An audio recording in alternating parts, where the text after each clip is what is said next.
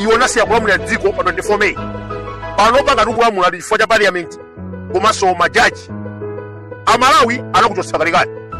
You are going so ukuza aphunzitsi iyayi tithandizeni kubera chisankho ndi kumangirani nyumba for what?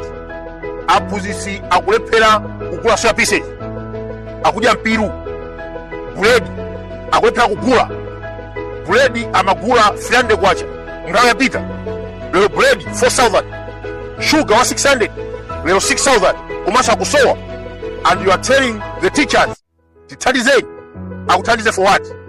You are going wakhala kutenga ngongole kumaiko akunja kumabanki a dziko momuno mpaka 15 trillion kumatenga ndalama ndikumagawira mafumu, kumatenga ndalama kumagawira aphunzitsi, kumaitana anthu akumidzi ku State House kwakweza maloli wapasa 50,000 ndi cholinga chobera chisankho. Dziko sikuyenda bwino.